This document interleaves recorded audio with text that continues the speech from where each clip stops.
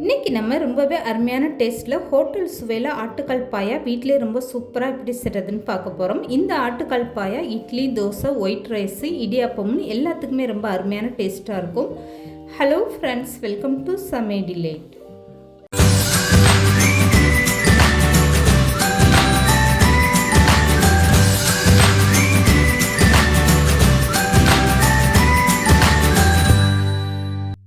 இப்போ இந்த ஆட்டுக்கால் பாயா செய்கிறதுக்காக நான் 2 ஆட்டுக்கால் இந்த மாதிரி கட் பண்ணி வாங்கியிருக்கேன். உங்களுக்கு கடையிலே வாங்கும்போது இந்த மாதிரி கட் பண்ணி க்ளீன் பண்ணி கொடுத்துருவாங்க.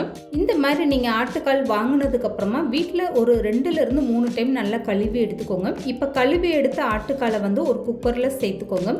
இதில் 1.5 கிளாஸ் அளவுக்கு தண்ணி சேர்த்துக்கோங்க. ஆட்டுக்கால் வேகிறதுக்கு உங்களுக்கு அதிகமான டைம் எடுக்கும். அதனால 1.5 கிளாஸ் தண்ணி சேர்த்துட்டு ஃபஸ்ட்டு இது ஒரு 6 விசில் வச்சு எடுத்துக்கோங்க. 6 விசிலில் வேகாது.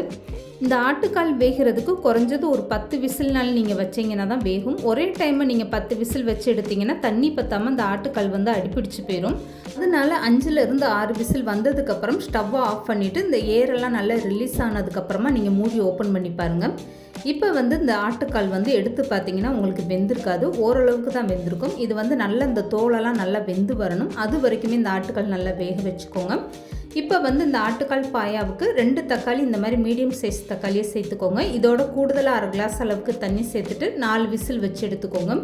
இந்த 4 விசிலில் உங்களுக்கு ஆட்டுக்கால் ரொம்பவே சூப்பராக வெந்து வந்துடும்.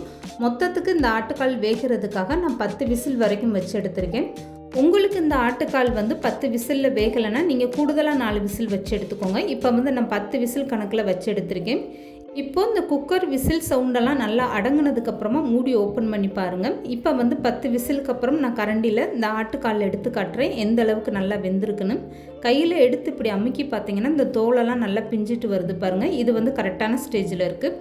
இப்போ இந்த ஆட்டுக்கால் பாயாவுக்கு 1/2 மூடி அளவுக்கு நான் தேங்காய் எடுத்து இந்த மாதிரி பொடிசாக கட் பண்ணி எடுத்திருக்கேன். இப்போ இது கூடவே 2 பீஸ் அளவுக்கு இஞ்சி துண்டு எடுத்துக்கோங்க. 3 வெள்ளைப்பூடு பற்கள் எடுத்துக்கோங்க. இது கூடவே 1 ஸ்பூன் அளவுக்கு சோம்பு சேர்த்துக்கோங்க. இது கூடவே 1 ஸ்பூன் அளவுக்கு கசகசா சேர்த்துக்கோங்க. தேங்காய் சிறுசாக இருந்தால் நீங்கள் முழு தேங்காவை 1 தேங்காய் சேர்த்துக்கோங்க. இப்போ இது எல்லாமே தண்ணி ஊற்றி மிக்ஸி ஜாரில் நல்லா வலுவலுன்னு அரைச்சி எடுத்துகிட்டு வந்துடுங்க. இப்போ இந்த ஆட்டுக்கால் பாயா எப்படி செய்கிறதுன்னு பார்க்கலாம். இதுக்காக வேக வச்ச ஆட்டுக்காலில் 4 ஸ்பூன் அளவுக்கு மசால் பொடி சேர்த்துக்கோங்க. 1/2 கிளாஸ் அளவுக்கு தண்ணி சேர்த்துக்கோங்க.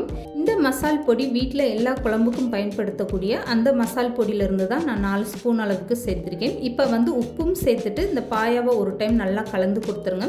இந்த நேரத்தில் உப்பு உரப்பு உங்கள் டேஸ்ட்டுக்கு ஏற்ற மாதிரி பார்த்துக்கோங்க. இப்போ இந்த மசால் பொடியெல்லாம் சேர்த்துட்டு நல்லா ஒரு கொதி வரட்டும். இதுக்கப்புறமா மற்ற பொருட்கள் எல்லாமே சேர்த்துடலாம். இப்போ ஆட்டுக்கால் பாயா மசால் பொடி சேர்த்து நல்லா கொதி வர ஆரம்பிச்சிருச்சு. இந்த நேரத்தில் அரைச்சி வச்சுருக்க தேங்காய் பேஸ்ட்டு அப்படியே சேர்த்துக்கோங்க. இது கூடவே கூடுதலாக 1/2 கிளாஸ் அளவுக்கு தண்ணி சேர்த்துட்டு நல்லா கலந்து கொடுத்துருங்க. இப்போ இந்த ஆட்டுக்கால் பாயாவில் 1 ஸ்பூன் அளவுக்கு கறி மசாலா தூள் சேர்த்துக்கோங்க. 1 ஸ்பூன் அளவுக்கு தனி மிளகாய் தூள் சேர்த்துக்கோங்க. ஆட்டுக்கால் பாயா கொஞ்சம் நல்லா காரமாக இருந்தால் தான் டேஸ்ட்டு நல்லாயிருக்கும். இப்போ 1 ஸ்பூன் அளவுக்கு ஜீரகத்தூள் சேர்த்துக்கோங்க. இப்போ இதெல்லாமே சேர்த்துட்டு ஒரு டைம் நல்லா கலந்து கொடுத்துருங்க. இப்போ இந்த ஆட்டுக்கால் பாயா நல்லா ஒரு கொதி வந்துருச்சு பாருங்கள். இந்த நேரத்தில் இதுக்கு ஒரு தாளிப்பு கொடுத்துடலாம். இதுக்காக 5லேருந்து 6 ஸ்பூன் அளவுக்கு நல்லெண்ணெய் சேர்த்துக்கோங்க. நல்லெண்ணெய் கொஞ்சம் தாராளமாக சேர்த்துக்கோங்க. அப்போ தான் ஆட்டுக்கால் பாயா நல்லா டேஸ்ட்டு கொடுக்கும். இது கூடவே தாளிக்கிறதுக்காக பட்டை வகை எல்லாமே சேர்த்துக்கோங்க.